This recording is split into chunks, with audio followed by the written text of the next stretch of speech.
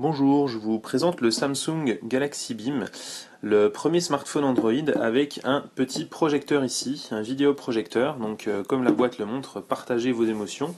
Donc il s'agit d'un smartphone avec un écran de 4 pouces en WVGA, donc en 480 par 800, avec donc un projecteur ici DLP. Donc il a un processeur dual-core 1 GHz. Et il a la caractéristique d'avoir une batterie de 2000 mAh, ce qui est déjà pas mal, plus une deuxième batterie fournie en fait. Donc vous avez ici un dock qui va vous permettre de tenir le smartphone comme ça, qui est fourni dans la boîte. Voilà, donc ça c'est plutôt pas mal. Et ici, ce dock vous permettra de brancher et donc de recharger la deuxième batterie. Donc tout ça c'est fourni dans la boîte de base, donc c'est vraiment rare pour le signaler. Et donc comme on voit ici, c'est une 2000 mAh. Voilà. Donc ça c'est pas mal. Donc le dock fourni avec. Mais la principale caractéristique de ce smartphone, c'est bien entendu le vidéoprojecteur. Donc en dehors de ça, on retrouve un appareil photo 5 mégapixels avec flash LED. Il y a une finition plutôt agréable ici, c'est un toucher un peu gomme, caoutchouc. C'est plutôt sympa avec des petites voilà, des petites stries ici, enfin un tout petit peu en relief. Il est un peu épais, surtout au niveau du projecteur, mais il est assez épais aussi à ce niveau-là. Mais bon, ça choque pas trop.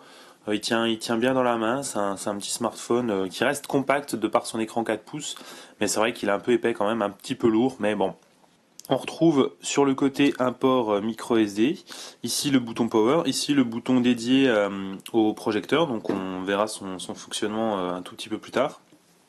Ici, bien entendu, le projecteur, donc sur la partie supérieure de l'appareil. Voilà, je vais essayer de faire le focus.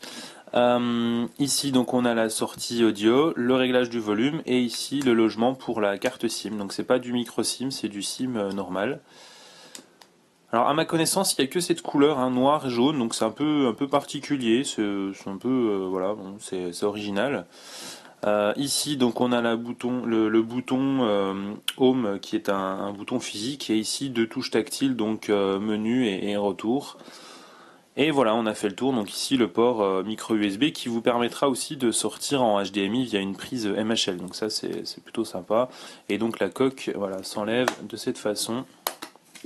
Elle est assez solide. Elle est pas très rigide, hein, elle est assez souple, mais elle a l'air bien construite. On a une impression de solidité. Après, je ne sais pas si c'est vraiment solide, mais on a en tout cas une impression de solidité. Voilà, on va tout de suite allumer le smartphone ici. Alors malheureusement, c'est de l'Android 2.3, donc Gingerbread. C'est vraiment dommage parce qu'Android 4 est sorti, a été annoncé en octobre pour une sortie en novembre sur le Galaxy Nexus.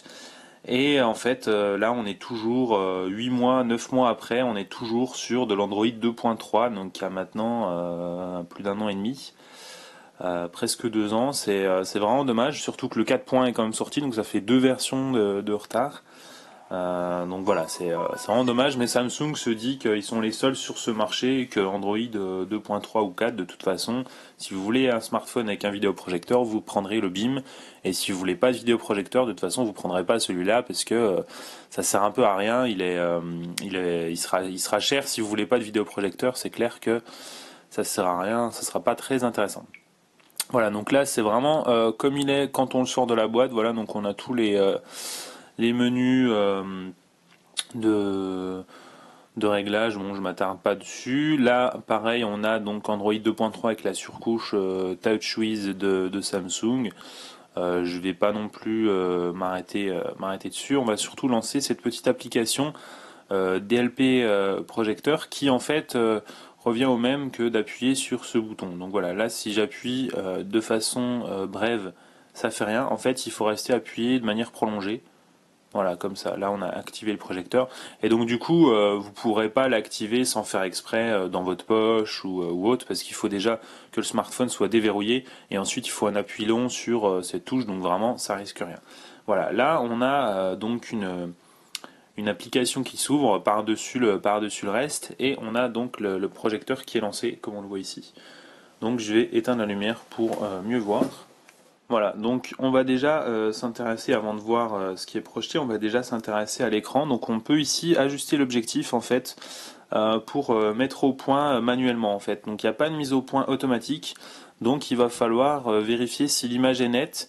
Si vous êtes trop près, il va falloir baisser ici pour vous mettre un peu comme en pseudo mode macro, quoi. C'est si vraiment vous êtes prêt. Et si au contraire vous êtes vraiment loin et que vous avez une grande image sur la surface sur laquelle vous affichez, il va falloir pousser ici le curseur à son maximum. Ensuite, vous pouvez pivoter l'écran. Donc ici, on ne le voit pas, donc je le montrerai tout à l'heure. Ça permet de pivoter sans avoir à bouger le smartphone, ça pivote juste l'image qui est projetée. Et enfin ici on a QuickPad, donc qui est une application en fait de dessin. Voilà, si je mets crayon, voilà, on peut du coup on peut surligner, si on fait une présentation, on peut surligner, passer au curseur pour passer à la diapo d'après. Donc voilà. Mais je vais surtout vous montrer ça sur le projecteur. Voilà, donc là j'ai fait un petit montage. On a ici en fait une feuille A4. Donc là on a le bord de la feuille.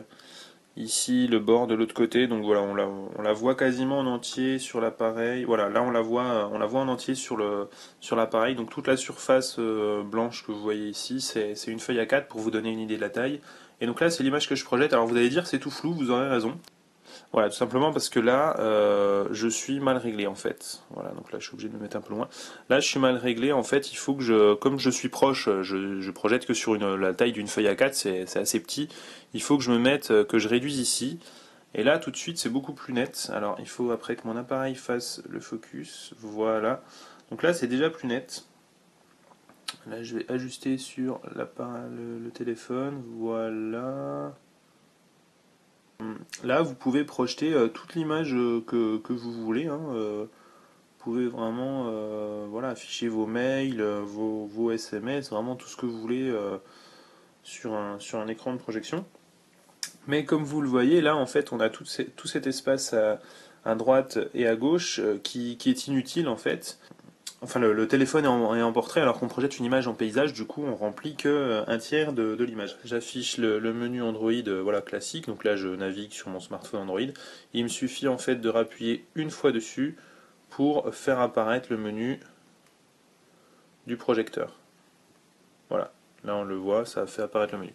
Voilà, donc du coup on se remet ici, voilà, normalement ça doit de nouveau être net. Et là je vais pivoter en fait, voilà, donc là on voit déjà beaucoup mieux, on a une plus grande image.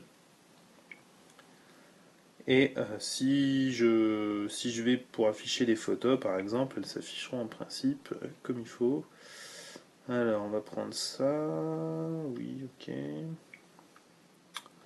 Voilà, alors là, il faut que je bascule sur le smartphone. Voilà. Voilà le type d'image. Donc là, c'est quand même assez net, c'est plutôt agréable. Donc pour vous dire un peu la luminosité de la pièce, parce que c'est assez important quand même.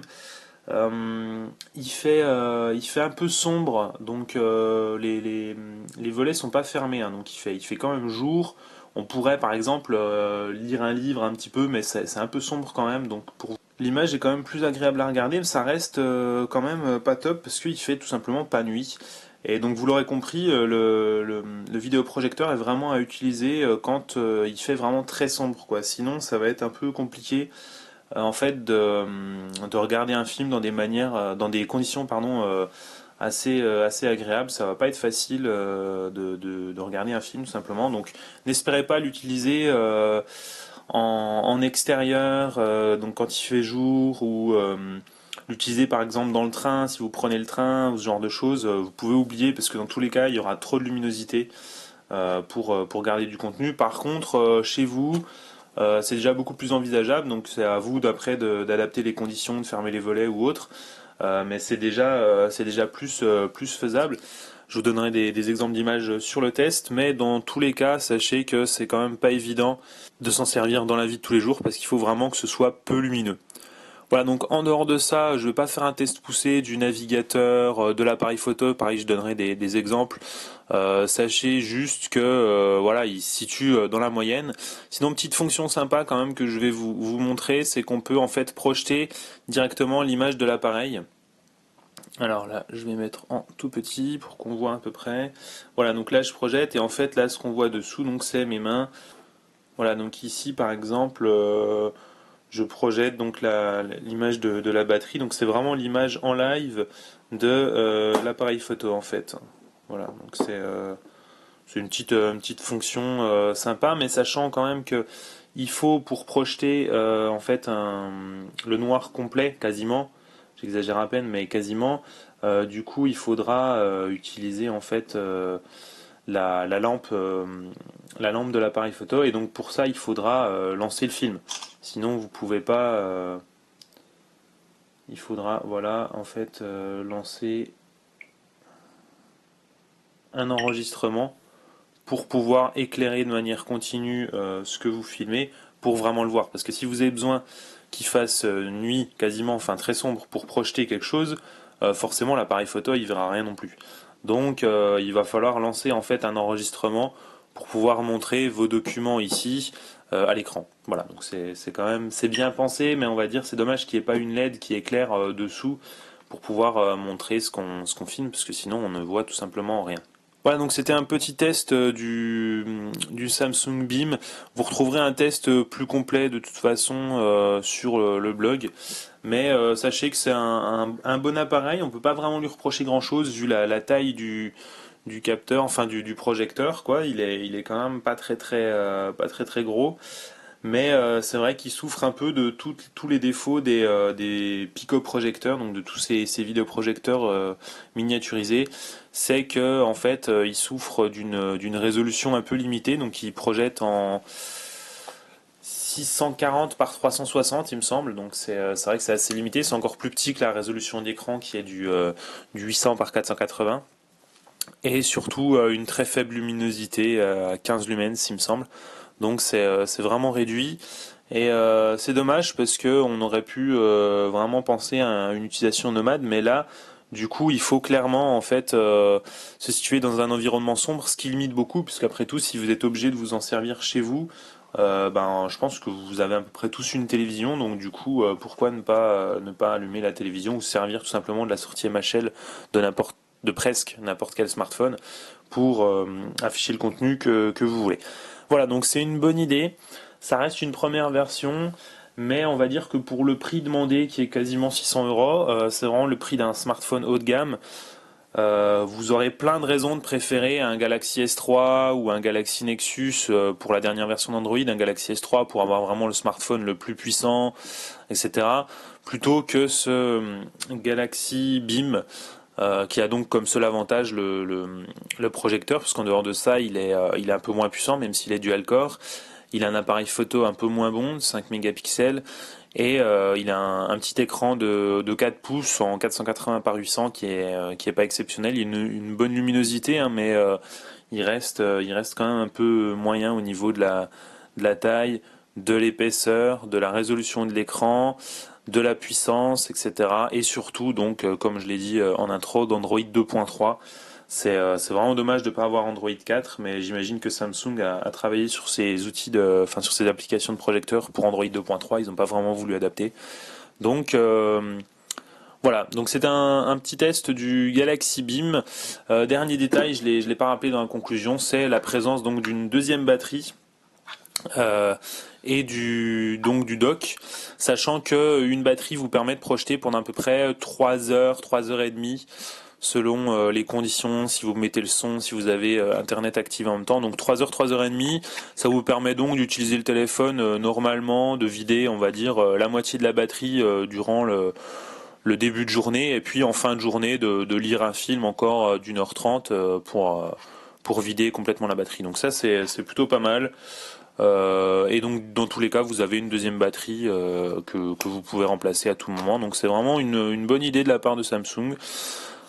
Mais ça compense quand même pas le fait que le smartphone du coup reste plus un concept qu'autre chose. Je pense pas il aura un grand succès commercial avec son vidéoprojecteur, parce que c'est vraiment le seul avantage de l'appareil. Voilà, donc merci de m'avoir suivi pour ce test, et à bientôt pour d'autres tests avec d'autres téléphones tout autant originaux.